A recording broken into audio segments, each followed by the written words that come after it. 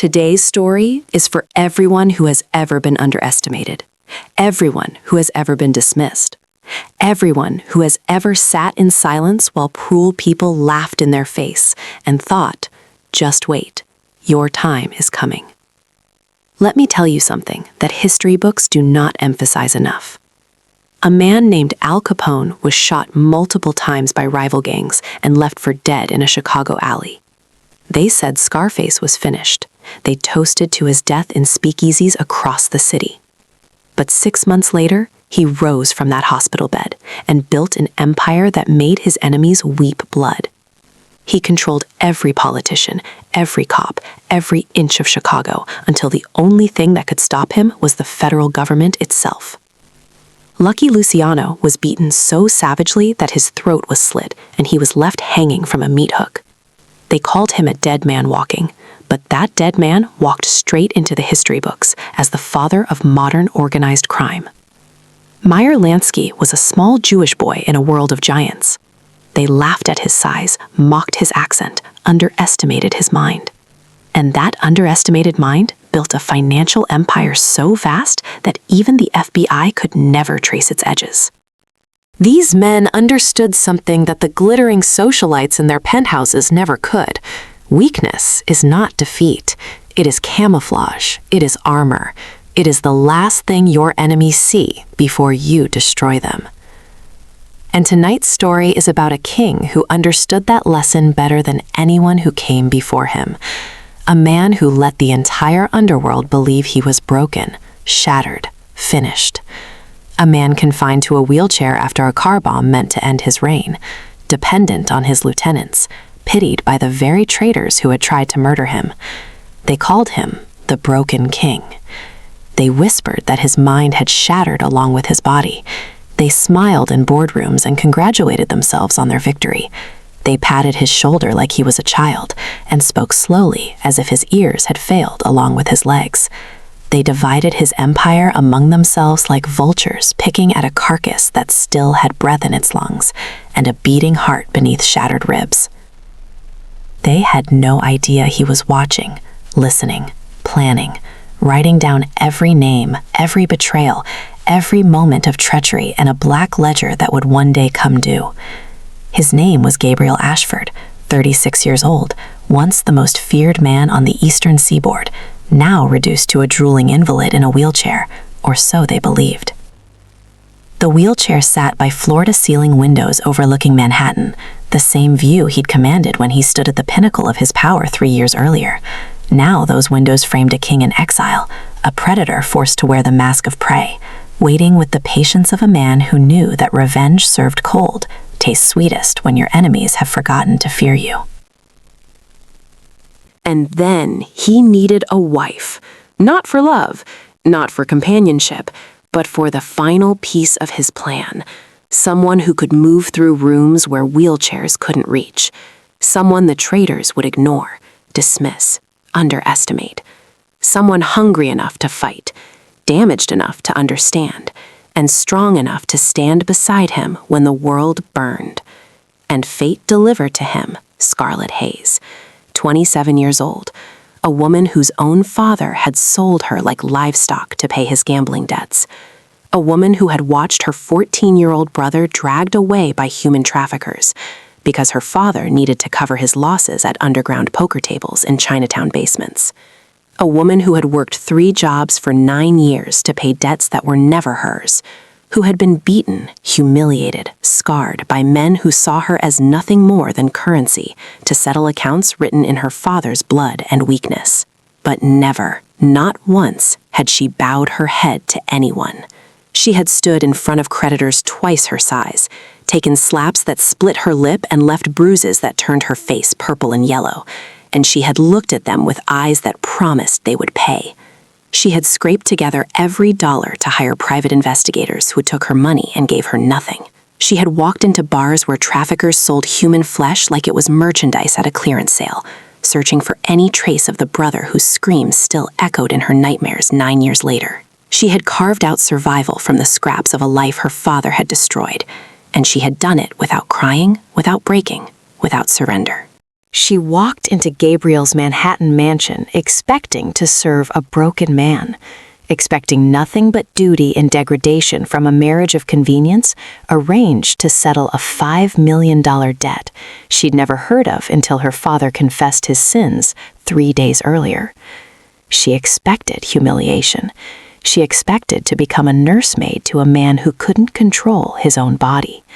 She expected the final confirmation that her life would never be anything more than service to men who saw her as less than human. And on their wedding night, when she stood in that bedroom with candles burning like a funeral and crimson silk sheets that looked like dried blood, preparing herself for the worst, he rose from that wheelchair, crossed the room on 2 steady legs, looked into her eyes with a gaze sharp enough to cut diamonds, and whispered the words that would bring an empire of traitors crashing down. Now the real game begins. Let me take you back to a crumbling apartment in Queens, where Scarlett Hayes was about to discover that the most dangerous predators are the ones who make you believe they cannot hunt. Before we reveal why Gabriel chose her, hit that like button if you believe the most dangerous predators are the ones who make you believe they can't hunt. Share this with someone who needs to hear it, and subscribe so you never miss a moment. Because in this world, the ones who wait in silence always strike the hardest. The apartment sat on the 5th floor of a decaying building in Queens, a place where the stairwell reeked of urine and the walls were stained with spreading patches of mold, like wounds that never healed, like the neighborhood itself was dying slowly from infections nobody cared to treat. March 2019, and the aftermath of the 2008 financial crisis still echoed through these working-class streets, like a ghost that refused to leave. Families who'd lost everything, small businesses boarded up with plywood covered in graffiti tags, men standing on corners at 10 in the morning with nothing to do and nowhere to go, their eyes hollow with the knowledge that the American dream had become a cruel joke told by people who lived in penthouses across the river. Scarlett Hayes pushed open the rusted door and stepped inside, her hands still burning red raw after soaking in dishwater for 12 straight hours at the restaurant in Midtown, where businessmen left 20% tips and never looked at the woman scrubbing their plates. She had just finished her shift at the restaurant, the midnight to noon marathon that left her hands cracked and bleeding, her feet swollen and shoes held together with duct tape because new ones cost money she didn't have. Before that, 6 hours standing at a nail salon in Flushing, breathing toxic fumes while painting the fingernails of women who spent more on manicures than Scarlett earned in a week, women who talked on their phones about vacation plans and restaurant reservations, while Scarlett's stomach growled because she'd skipped breakfast and lunch to save $7. And before that, 4 hours cleaning office buildings at 4 in the morning, pushing industrial vacuum cleaners down silent corridors in Midtown Manhattan, where the carpets cost more per square foot than her monthly rent. Her body ached so deeply that she no longer remembered what it felt like not to be in pain. 27 years old, and her knees creaked like an old woman's. Her lower back sent shooting pains up her spine every time she bent down. Her shoulders carried permanent knots of tension that no amount of stretching could release. Sleep was something that happened in 4-hour increments between jobs, never deep enough to dream, never long enough to truly rest. She operated on autopilot, her consciousness retreating somewhere deep inside, while her body went through the motions of survival, one foot in front of the other, one shift after another, one day bleeding into the next in an endless cycle of exhaustion that had become her normal. But the moment she saw her father sitting there on the torn sofa, a cheap bottle of whiskey in his hand, and that smile she had learned to hate over the years, she knew this night wouldn't end with ordinary exhaustion. Robert Hayes lifted his head, his eyes bloodshot from alcohol, the whites yellowed from years of drinking, the pupils dilated in that way that meant he was 3 drinks past coherent thought.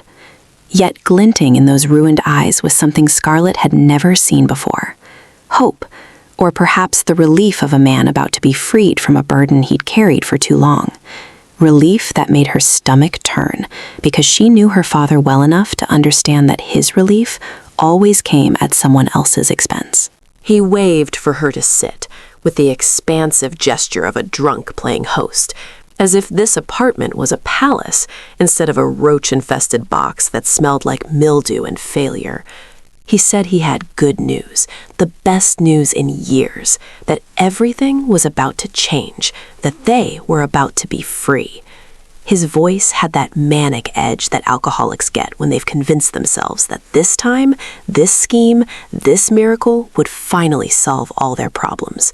Free from the loan sharks who came every week demanding payment, free from the fear that kept Robert awake at night, even if that fear never stopped him from gambling away money they didn't have, on horses that never won and poker hands that never paid out. Scarlett didn't sit. She stood there with her arms crossed over her chest, a defensive posture learned from years of bad news delivered in this exact spot, and asked in a voice as cold as steel what he had done. Because she knew that in this world, nothing was free, especially freedom. Especially the kind of freedom that made a gambling addict smile like he'd just won the lottery, when he hadn't won anything in 9 years except new ways to destroy his family. Robert Hayes laughed, the laugh of a drunk who no longer knew shame, a sound that echoed off walls covered in water-stained wallpaper peeling at the edges. He said he had found a way to erase the $5 million debt, that no one would come pounding on the door with threats anymore, that Scarlett didn't have to work like a mule until she died, that their suffering was finally over. $5 million. Scarlett had known her father owed money. She had known creditors came regularly, had seen the bruises on his face from the times they'd made their point with fists instead of words. But $5 million. That was a death sentence. That was the kind of debt you didn't walk away from. That was the kind of money that got entire families disappeared. She looked at her father and felt a chill crawl up her spine, because she knew that in this world, nothing was free, especially freedom, especially a $5 million erasure. Nobody forgave that kind of debt out of kindness. Nobody walked away from $5 million unless they were getting something worth far more in return. She asked again what he had done, and this time her voice wasn't cold, but trembling with something close to fear, something close to the terrible certainty that whatever he'd done would destroy what little remained of her life. Robert Hayes set the whiskey bottle on the table with exaggerated care, the movement of a man trying to appear sober and failing. He looked at his daughter with an expression he probably thought was affectionate, probably thought was paternal, but was really just cowardice wearing a mask of love. And he said that Gabriel Ashford wanted to marry her. 3 words that landed like a death sentence. 3 words that stopped time. Gabriel Ashford. The name echoed in her mind like a funeral bell. The room fell silent. Scarlett heard her own heart pounding in her ears like drum beats counting down to execution. Heard the old air conditioner humming from the neighboring apartment, a mechanical wheeze that sounded like labored breathing. Heard the traffic from the street below, car horns and sirens and the ambient noise of a city that never slept and never cared. But she couldn't hear anything that mattered anymore. Gabriel Ashford, the name everyone in New York knew, even people like Scarlett who lived in the margins. The crippled king. That was what people called him, whispered in the same tones they used for ghost stories and urban legends. The man in the wheelchair after the car explosion 3 years ago, the bombing that had turned a luxury sedan into a fireball on Madison Avenue, an explosion so powerful it shattered windows 3 blocks away and left a crater in the asphalt. The man, rumored to have lost control of both body and mind, confined to a wheelchair, unable to complete sentences, drooling on himself while his empire crumbled.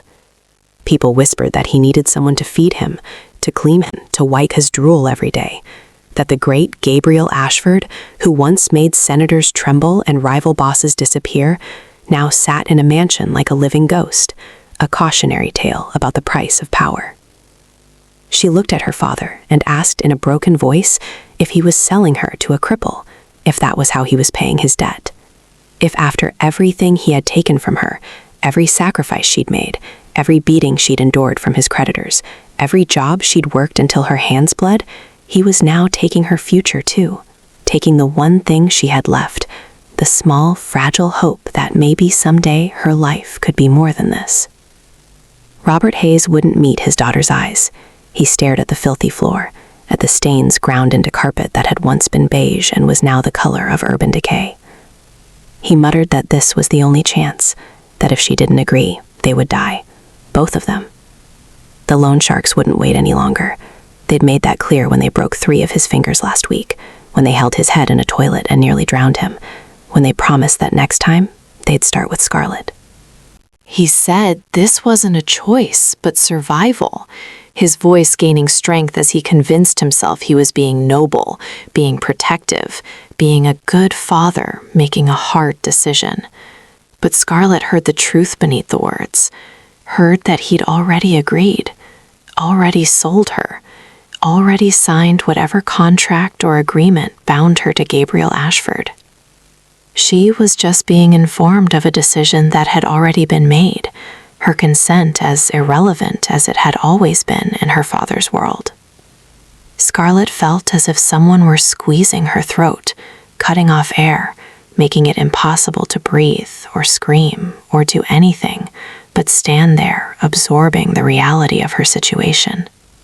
She thought of the past 9 years, 9 years of working like an animal to repay debts she never borrowed, money lost on gambling tables and basement poker games while she was still in high school. 9 years of enduring beatings from creditors demanding money her father didn't have, men who hit her because they couldn't hit him, because he hid while she answered the door. 9 years of living in the pit her father had dug and pushed her into, deeper and deeper, until she couldn't see sunlight anymore, couldn't remember what hope looked like. And now, after all that, he stood there with a whiskey bottle in his hand and told her she had to marry a cripple to save him. Not her. Him.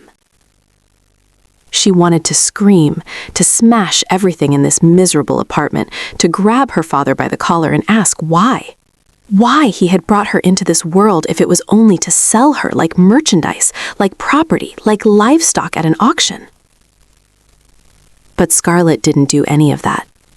She had learned long ago that shouting didn't change anything, that tears didn't soften the hearts of people who had none, that in this world she could only rely on herself, and even that was barely enough to survive.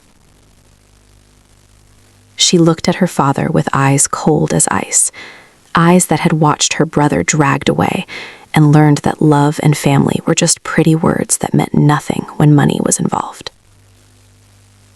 She asked when. Just one word, flat and emotionless. Because emotion was a luxury she couldn't afford. Robert Hayes replied that tomorrow she would be taken to the Ashford estate to meet him, and if everything went smoothly, the wedding would take place within a week. 7 days.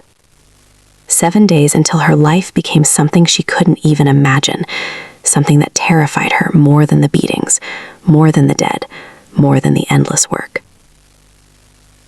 Scarlett nodded. Not because she accepted it, but because she understood that in that moment she didn't have the strength to fight back. Didn't have the resources, the money, the power, the connections. She had nothing but a body worn down by labor and a will that refused to break even when everything else had. But deep inside her, a fire began to burn. The fire she had kept smoldering for 9 years, the fire of hatred, of waiting, of a vow that one day everyone who had made her suffer would pay. Her father, the creditors, the system that ground people like her into dust. All of them. That night, Scarlett didn't sleep. She lay on the worn-out bed with a mattress so thin she could feel every metal bar of the frame pressing into her back, like prison bars, like the skeleton of her life laid bare. She stared up at a ceiling stained with spreading watermarks that looked like maps of countries that didn't exist, letting memory drag her back to the night her life truly ended. 9 years earlier, in a miserable apartment no different from this one, just 3 blocks away in a neighborhood that looked identical, because poverty all looks the same eventually. She was 18 and Ryan was 14. Her younger brother was a skinny boy with brown eyes like their mother's, eyes that held warmth and kindness and optimism even in this place that tried to crush those things. He had a smile that could light up even the darkest days, even days when their father came home drunk and broke things, even days when the electricity got shut off because the bills weren't paid. Ryan loved reading, loved dreaming that one day he would become a doctor, loved sitting by the window telling Scarlett about the stars he had read about at the library, about constellations and galaxies and the infinite universe beyond their small, suffocating world.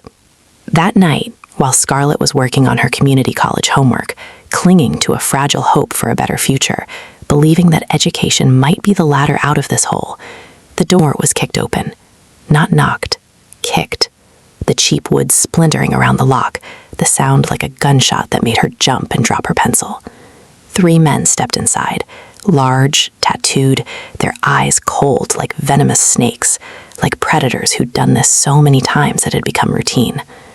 Her father, Robert Hayes, stood behind them with his head bowed and shoulders trembling, and Scarlett knew immediately that he'd done something terrible, something unforgivable. Scarlett remembered clearly how he didn't dare look her in the eyes, how he retreated into the corner like a terrified rat, how he made himself small while the men moved toward Ryan. She screamed and rushed to stand in front of her brother, her body becoming a shield, her arms spread wide, even though she weighed maybe 115 pounds, and these men were twice her size. She demanded to know what they wanted, threatened to call the police, even though she knew the police didn't come to neighborhoods like this, didn't care about families like theirs. One of them laughed, a hollow laugh that never reached his eyes, a laugh that said he'd heard threats like this 1,000 times from people with no power. He said her father owed them a very large sum of money lost over months of gambling, betting on certainties that never materialized. He said Robert Hayes had signed an agreement to use the boy to settle the debt, that this was business and she shouldn't interfere, that the boy would work off what was owed. Work. The word was a lie transparent enough to see through. Everyone knew what happened to 14-year-old boys sold to traffickers. The labor they performed wasn't in factories. Scarlett turned to her father, searching for denial, for an explanation, for anything that might prove this was just a nightmare, that she'd wake up and everything would be fine. But Robert Hayes kept his head down, kept shaking, kept silent. And she understood. She understood that her father had truly sold her brother to human traffickers to pay his gambling debt. Sold Ryan like he was a commodity, like his son's life was worth less than cards on a table and dice showing the wrong numbers. Ryan began to cry, clinging to her arm and calling her name in panic, his voice breaking on the second syllable the way it had when he was little and had nightmares. Scarlett wrapped herself around him, shielding him with her body, swearing they would have to step over her corpse first, meaning every word, even though she knew it was futile, knew she couldn't win this fight. One of the men stepped forward and punched her square in the face, the blow so hard it sent her crashing to the floor. She felt her lips split, tasted blood, copper and warm in her mouth, felt her vision blur and darken at the edges. Ryan screamed and tried to reach her, but the other 2 men grabbed him, their hands like vices on his thin arms. Scarlett forced herself up, driven by something beyond pain, beyond fear, by the primal need to protect her brother. She lunged at them, clawing at their faces, biting the arm of the one holding Ryan's left side, striking with everything she had, with a fury that made her stronger than she'd ever been. But she was only an 18-year-old girl, fighting 3 large men trained to inflict pain, men who did this for a living, who'd broken resistance stronger than hers.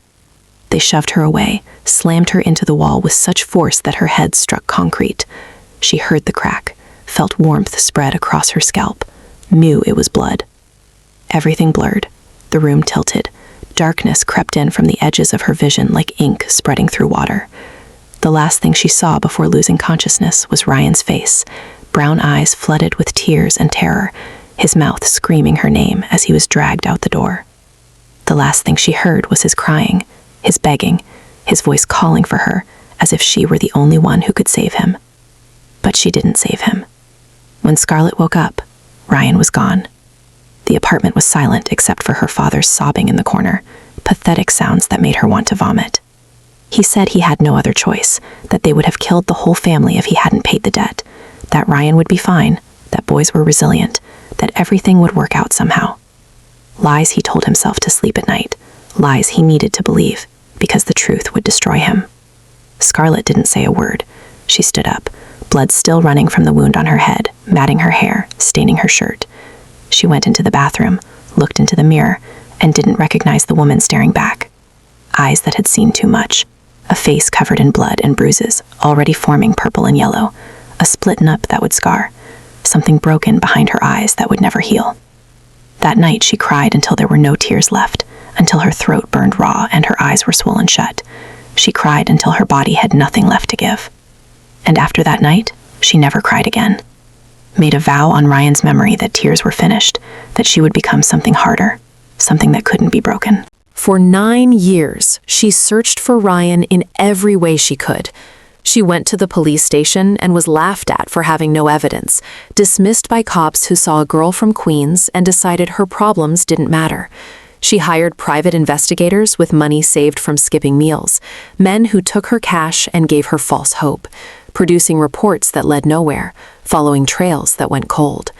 She wandered through dark streets, into bars and clubs where she didn't belong, places where traffickers operated in plain sight because money made people blind. She hoped for a clue, any clue, a whisper of her brother's name, a glimpse of brown eyes in a crowd. But Ryan had been swallowed by the darkness without leaving a trace, disappeared into networks that moved children like products across state lines and international borders, systems designed to make people vanish. And now, lying here in the dark, knowing that tomorrow she would be handed over to a stranger like an object, Scarlett felt the long scar on her back begin to itch and burn, as if it had just been carved into her skin. The scar from when a creditor threatened her with a knife when she had no money to pay, when he pressed the blade against her spine and told her that next time he'd cut deeper. She had turned and looked at him without fear, and he'd cut her anyway, just to make his point. She closed her eyes and wondered where Ryan was now, whether he was still alive, whether he still remembered her, whether he hated her for not protecting him. Then she thought of her father, sleeping soundly in the next room, unaware that in his daughter's heart a death sentence had already been signed. She didn't know where this marriage would lead her, didn't know what kind of man Gabriel Ashford truly was, didn't know whether she would live or die. But she knew one thing. One day, one way or another, Robert Hayes would pay for what he had done to Ryan, to her, to this family. And when that day came, she would stand there and watch him collapse without shedding a single tear, because he had taken all her tears from her 9 years ago. The black car picked Scarlett up the next morning at 9 o'clock sharp. A gleaming Rolls-Royce Phantom parked in front of the decaying building in Queens like a god from another world lost in hell, like a spaceship landing in a junkyard. The contrast was so stark that neighbors stopped to stare. Children pressed their faces against windows.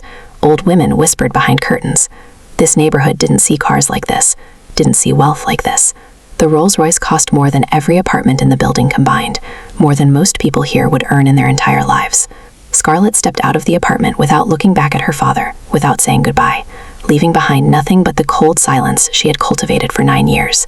She wore her best clothes, which meant jeans without holes and a shirt that was only 2 years old instead of 5, clothes that marked her as poor the moment anyone with money looked at her.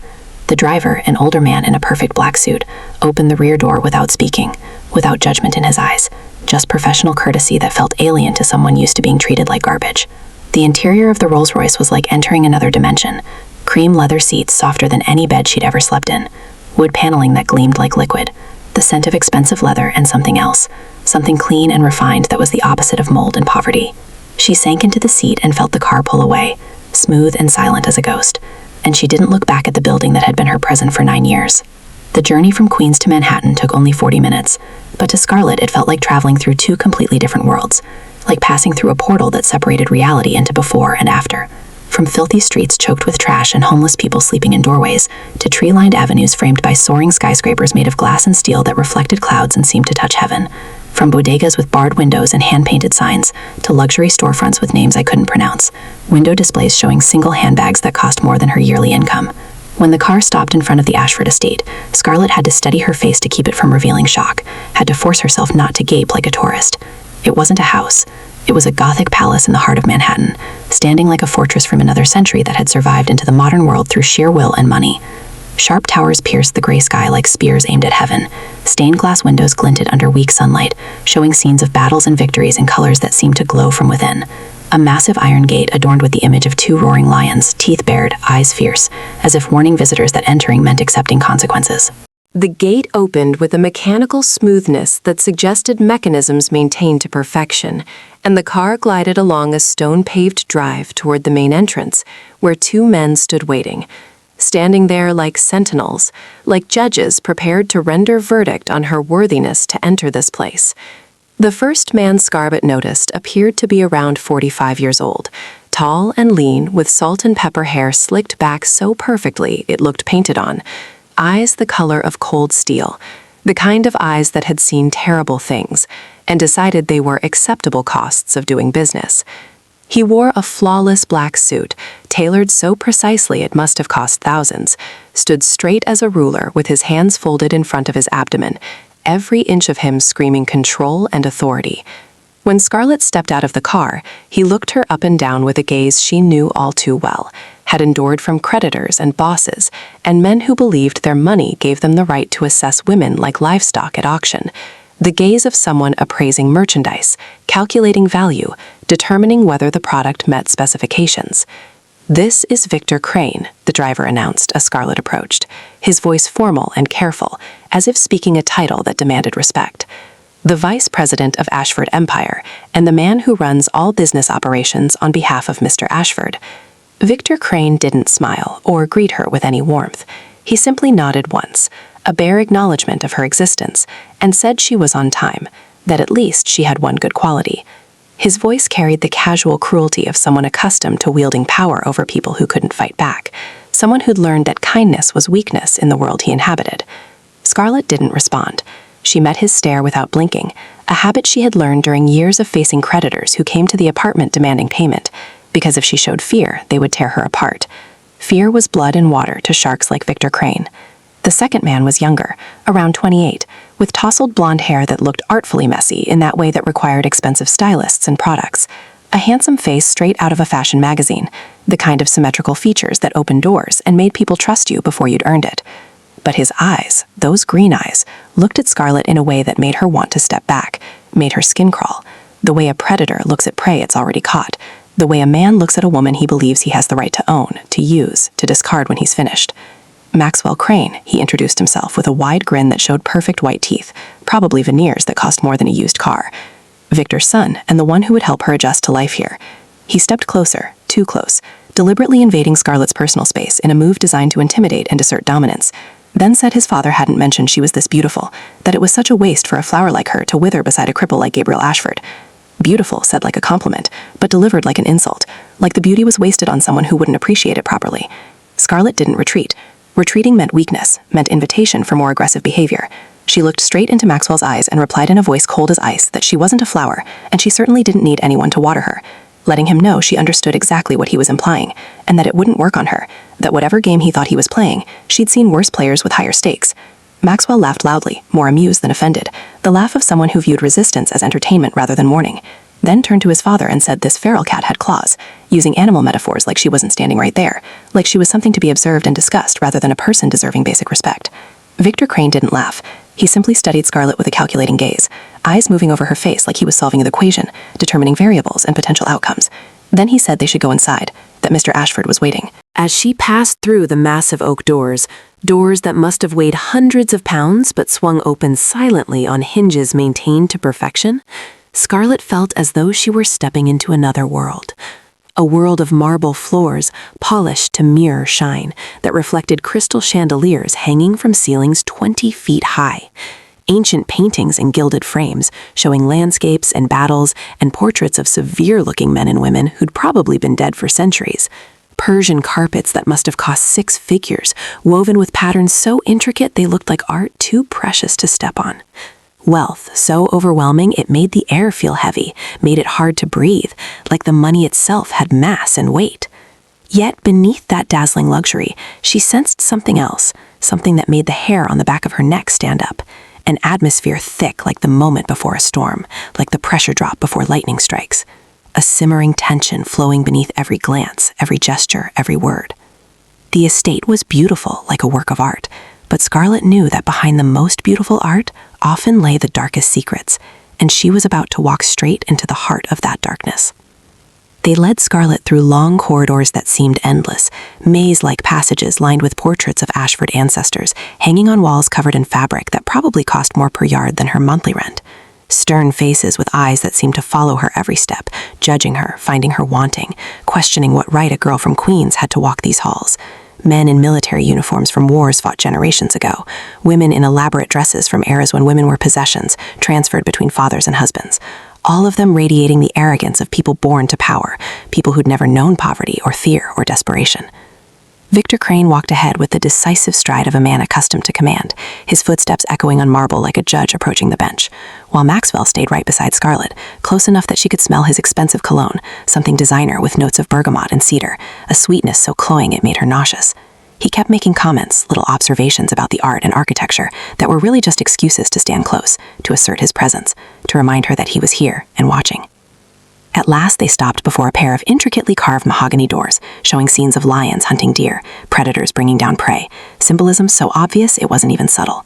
Victor Crane knocked 3 short times, each knock precise and measured, then pushed the doors open without waiting for a response. Inside was a vast library, with bookshelves rising all the way to the ceiling, floor-to-ceiling wood and leather-bound volumes that probably contained first editions and rare manuscripts worth fortunes. A fireplace crackling softly in one corner, real wood burning with the scent of oak and cherry.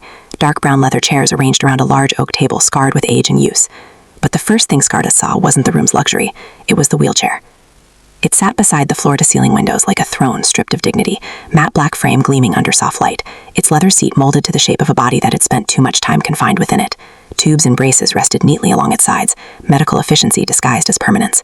The city of Manhattan stretched beyond the glass, steel and concrete rising like a kingdom in defiance of gravity, and there, between empire and exile, sat the man she had been sold to, Gabriel Ashford. He faced the window, his back to the door, shoulders broad, even-seated, posture unnaturally straight for a man rumored to have lost control of half his body. One hand rested on the armrest, the other held a crystal tumbler with amber liquid that caught the firelight and fractured it into gold. Victor Crane cleared his throat. "Mr. Ashford, this is Scarlett Hayes." Gabriel didn't turn immediately. He took one slow sip instead. The silence stretched long enough to become uncomfortable, the kind of silence used deliberately by powerful men, to remind others that time belonged to them. Scarlett felt it press against her chest, felt the instinctive urge to fill it with words, with excuses, with apologies she didn't owe. She resisted. Finally, Gabriel turned. His face was not what she expected. Not ruined, not vacant, not drooling or slack-jawed like the rumors said. His features were sharp, sculpted, handsome in a restrained, dangerous way. Dark hair brushed back from a forehead marked by a thin scar near the temple, barely visible unless you knew where to look. Eyes the color of gunmetal steel, cold, observant, alive. Those eyes locked onto hers, and held. Scarlett felt it then, the sensation she had learned to recognize over years of surviving predators. Attention. Not the leering hunger of Maxwell, not the calculating ownership of Victor. This was something else. This was assessment. Gabriel studied her like a man reading a document written in a language he already understood fluently. Her posture, her stillness, the way she didn't fidget, the way her gaze didn't drop, even though every instinct told her she was standing before something dangerous. "Leave us," Gabriel said. Victor hesitated for a fraction of a second, just long enough to reveal that obedience here was no longer instinctive, but then nodded. Maxwell opened his mouth to protest. Gabriel's eyes flicked to him. Maxwell closed it. The doors shut behind them with a heavy finality. Alone. The fire cracked softly. Somewhere far below, a siren wailed and faded. Gabriel rolled his chair forward slightly, not toward her, just enough to change the geometry of the room, to put himself at the center. "You're smaller than I imagined," he said. Scarlett stiffened. "So are coffins. They still fit everyone eventually." A pause. Then, something unexpected. Gabriel smiled. Just slightly, like a man amused by confirmation of a theory. "Sit," he said, gesturing to the chair opposite him. "I'd rather stand." "As you wish." She remained where she was, spine straight, hands loose at her sides. "Ready." "Do you know why you're here?" he asked. "Yes," Scarlett said, "to erase my father's debt." "And do you know how debts are erased in my world?" She met his gaze. "With flesh." Another pause, longer this time. "You're honest," Gabriel said. "That's rare." He reached into the inside pocket of his jacket and withdrew a thin folder, placing it on the table between them. "Your brother," he said calmly, "Ryan Hayes." Scarlett's heart slammed so violently she thought she might collapse. Her breath hitched. "What about him?" Gabriel opened the folder. Inside were photographs. Recent. A thin young man sitting on a cot, older than 14 now, but unmistakable. Brown eyes. The same eyes that haunted her dreams. Alive. Scarlett didn't realize she'd moved until her knees hit the table. She grabbed the edge to keep from falling. "Where?" she whispered. "He's alive," Gabriel repeated. "For now." Her nails bit into wood. "You knew." "Yes. And you did nothing." "I did exactly what was necessary." Rage surged through her like fire. "You let him live," Gabriel cut in sharply, which is more than most in his position receive. Silence fell again, heavier now, charged. "You want to hate me," Gabriel said evenly. "That's fine. Hatred keeps you sharp." He closed the folder. "I didn't choose you because you're beautiful," he continued, "or obedient, or broken enough to mold." He leaned forward slightly in the chair. "I chose you because you survived." Scarlett swallowed hard. "Everyone in this house thinks I'm finished," Gabriel said. "They think this chair defines me. They think my empire is already divided." His eyes burned into hers. "They're wrong." Gabriel Ashford watched Scarlett Hayes absorb the truth the way seasoned fighters absorb pain, without flinching, without dramatics, letting it sink into muscle and bone where it could be used later. "You don't cry," he observed. Scarlett's jaw tightened. "I finished crying 9 years ago." "Good," Gabriel said. Tears blur vision. He rolled closer, stopping just short of her personal space. Up close, she could see the faint tension in his legs beneath tailored fabric, the subtle control in the way he positioned his weight. A crippled man didn't sit like this, didn't radiate coiled readiness. "Your father's debt," Gabriel continued, "is real. 5 million. The men he owes would have killed him within weeks. You were collateral." Scarlett laughed softly. "I know. I didn't erase the debt," Gabriel said. "I absorbed it." Her eyes narrowed. "Why?" "Because debt is leverage, and leverage is power." He opened a second folder, this one thicker. "Victor Crane," Gabriel said. "My right hand, my executioner, the man who ordered the bomb that nearly killed me." Scarlett's breath caught. "He believed my injury made me weak," Gabriel went on. "So I let him believe it. I let him take territory. I let him skim. I let him grow arrogant." Gabriel met her gaze. "And now I need a queen who looks harmless." Silence stretched between them. "You want me to spy," Scarlett said slowly. "I want you to listen," Gabriel corrected. "To be overlooked, to be underestimated, to walk where I cannot." She folded her arms. "And when this is over?" Gabriel didn't hesitate. "Your brother walks free, your father's debt disappears, and you decide who you become." That was the first time anyone had ever offered her a future without owning it. The ceremony took place beneath stained glass depicting ancient victories. Scarlett wore ivory silk that cost more than her entire life combined. Her hands were steady, her expression unreadable. Gabriel sat beside her in his chair, hands calm, face neutral. Victor Crane watched with satisfaction. Maxwell watched with hunger. When the vows were spoken, Scarlett felt the weight of history press against her spine. Not romance, not fantasy, but war disguised as ritual. When Gabriel slid the ring onto her finger, his thumb brushed her skin once. A promise. The wedding night. The bedroom smelled of candle smoke and roses arranged like offerings at a funeral. Scarlett stood at the foot of the bed, breathing slow. Gabriel waited. Then, metal shifted. Scarlett turned just as Gabriel rose from the wheelchair. Not hurried, not dramatic. Standing. Her heart stopped. "I can walk," he said quietly. The lie shattered. Scarlett staggered back, shock flooding her veins. "For 3 years," Gabriel continued, "I trained in silence. I healed. I learned who would betray me." He took a step toward her. "And tonight," he whispered, "the real game begins." The days that followed transformed Scarlett. Gabriel taught her how to read rooms, how to listen without being noticed, how to ask questions that revealed more than they seemed to request. Maxwell grew bold. His touches lingered, his comments sharpened.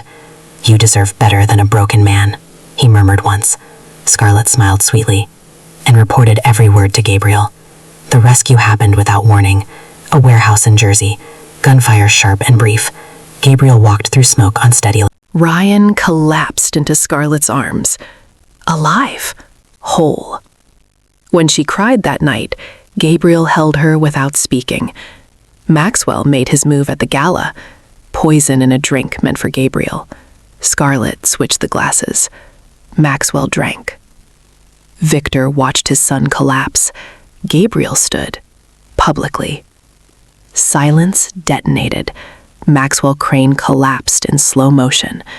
The crystal glass slipped from his fingers, shattered against marble, scattering amber liquid like spilled blood.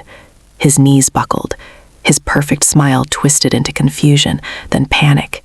He reached for the table, for his father, for anything solid in a world suddenly turning against him. Victor Crane surged forward. Maxwell! Too late. Maxwell hit the floor hard, convulsing, eyes rolling back, lips foaming. The music cut. Conversations died mid-sentence. 100 of the most powerful people in Manhattan froze, watching a prince fall in public. And then, Gabriel Ashford stood. Not abruptly, not theatrically. He rose from the wheelchair like a verdict being delivered. Gasps rippled through the room. A woman screamed. Chairs scraped back as men instinctively stood, hands drifting toward jackets, toward weapons they suddenly remembered they carried. Victor Crane stared as if witnessing a resurrection. "You," Victor breathed, voice cracking. "You can't." "I can," Gabriel said calmly. He stepped away from the wheelchair. One step, then another. Perfect balance, perfect control. Every lie collapsed at once. 3 years, Gabriel continued, his voice carrying effortlessly across the stunned silence. 3 years you believed I was finished. 3 years you spoke freely in front of me. 3 years you divided my empire like scavengers. He gestured subtly. Screens along the walls flickered to life. Footage rolled. Victor Crane meeting with rival syndicates, offshore accounts, recorded conversations, transfers, orders, the bomb on Madison Avenue, clear as day. Victor staggered back as if struck. "You was like a son to me," Victor whispered. Gabriel's eyes were ice. "You ordered my execution." Guards moved, doors locked. Scarlett stepped forward beside Gabriel. Not behind him, beside.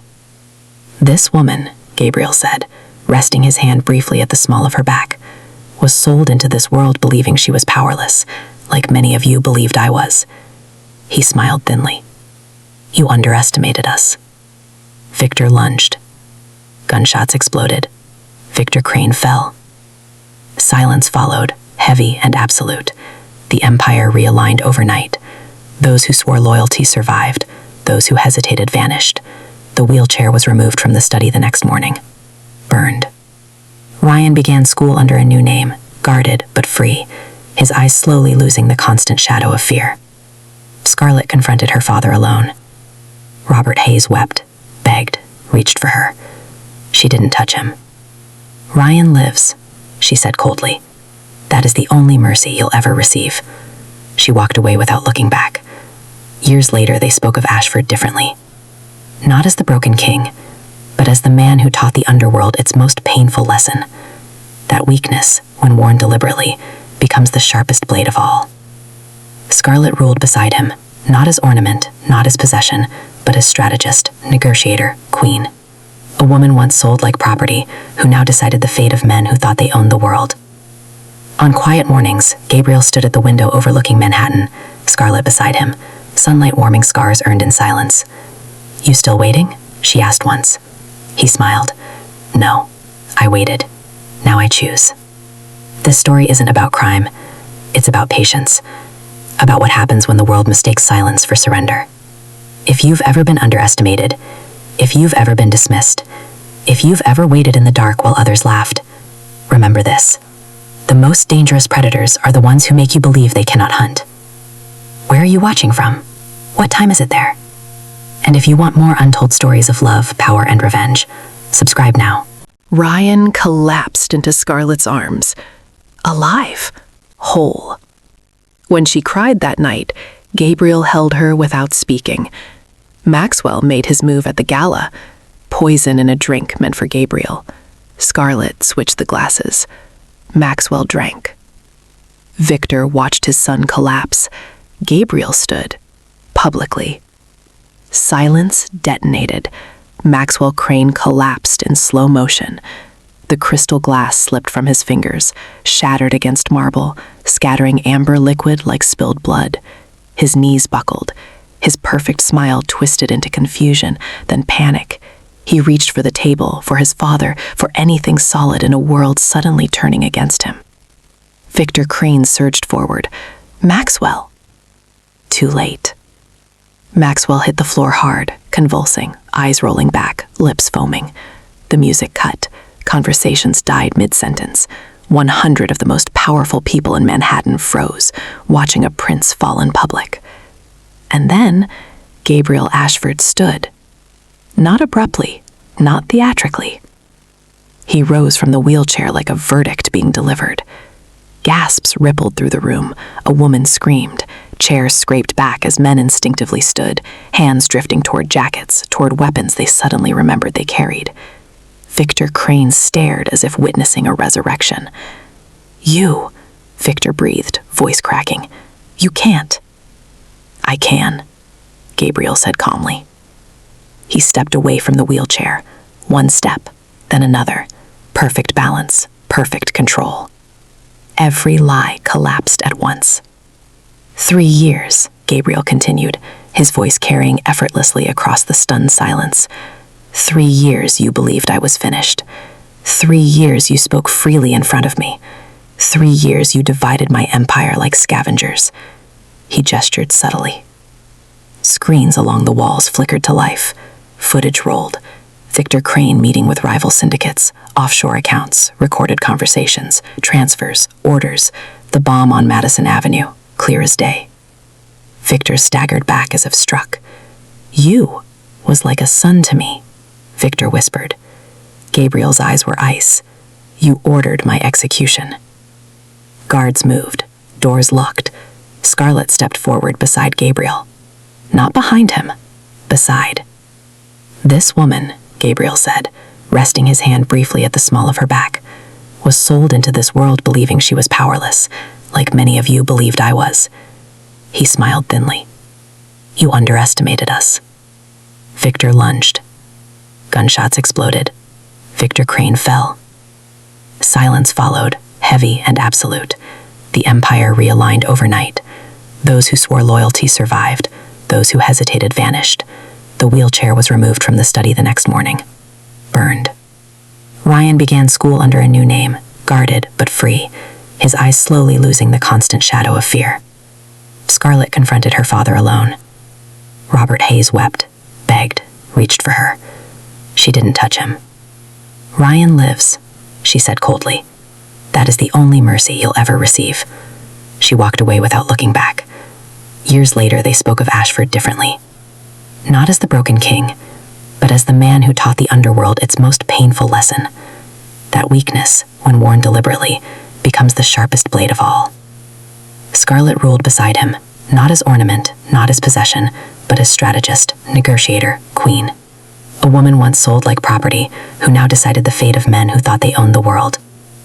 On quiet mornings, Gabriel stood at the window overlooking Manhattan, Scarlett beside him, sunlight warming scars earned in silence. You still waiting? She asked once. He smiled. No, I waited. Now I choose. This story isn't about crime. It's about patience. About what happens when the world mistakes silence for surrender. If you've ever been underestimated, if you've ever been dismissed, if you've ever waited in the dark while others laughed, remember this. The most dangerous predators are the ones who make you believe they cannot hunt. Where are you watching from? What time is it there? And if you want more untold stories of love, power, and revenge, subscribe now.